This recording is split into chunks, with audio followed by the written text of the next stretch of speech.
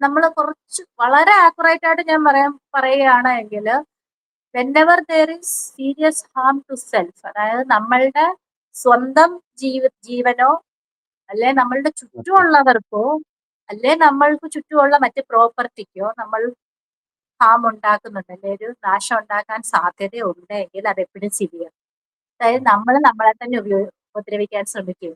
അതിനകത്ത് suicide attempts, ആത്മഹത്യാ പ്രവണതകളാകാം.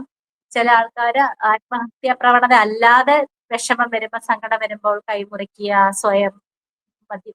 മർദ്ദിക്കുക, അങ്ങനത്തെ കാര്യങ്ങളൊക്കെ ചെയ്യും. ആഹാ. അല്ലെങ്കിൽ ഈ പറഞ്ഞ ആൽക്കഹോൾ പോലത്തെ മറ്റ് സ്വയം നശീകരിക്കപ്പെടാവുന്ന എന്തെങ്കിലും ഒരു പ്രവൃത്തി ചെയ്യുക, അല്ലെ മറ്റുള്ളവരുടെ ദേഷ്യപ്പെടുക, അടിക്കുക, അങ്ങനത്തെ ഉം. Aggressive, okay. ഫിസിക്കലി അല്ലെങ്കിൽ വെർബലി അഗ്രസീവ് ആവുക. ഉം, ഉം, നാശങ്ങൾ എന്ന് പറയുമ്പോൾ ഈ വീട്ടിലുള്ളതോ അല്ലെ ഫോൺ, ചില ആൾക്കാരൊക്കെ ഫോൺ തല്ലിപ്പൊട്ടിക്കുക, അല്ലെ വീട്ടിലുള്ള ടീപ്പോ, നമ്മുടെ ജയ ജയ ഹേ സിനിമയിലെ പോലെ ഓക്കെ. ഓക്കെ. അതുപോലെ എന്തെങ്കിലുമൊക്കെ ഉപദ്രവിക്കുക, എക്സ്പ്രസീവ്. മറ്റുള്ളവരെ അല്ലെ മറ്റു സാധനങ്ങൾ നശിപ്പിക്കുക.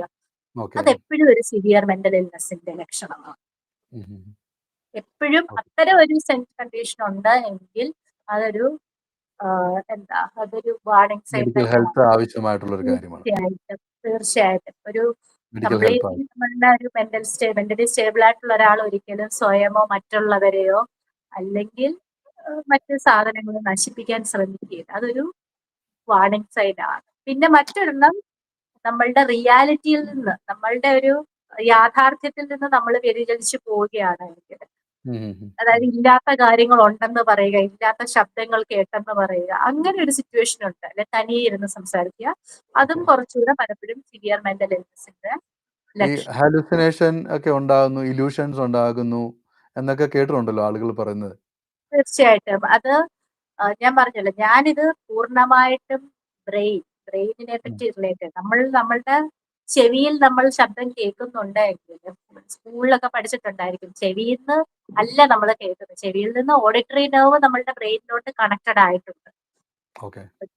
അപ്പോ നമ്മൾ കേൾക്കുന്നത് നമുക്ക് ഇവിടെയാണ് എങ്കിലും ശരിക്കും നമ്മൾ ബ്രെയിനിനുള്ളിൽ. അപ്പൊ ഈ ഒരു ഇൻപുട്ട് ഇല്ല എങ്കിലും എന്താ പറയാ, ഒരു ഷോർട്ട് സർക്യൂട്ട് ഉണ്ട്, സ്വിച്ച് ഓഫ് ആണ് എന്നിട്ട് ലൈറ്റ് കത്തുന്നു എന്ന് പറയുന്ന പോലത്തെ ഒരു എഫക്റ്റ്. കാര്യമായിരിക്കും.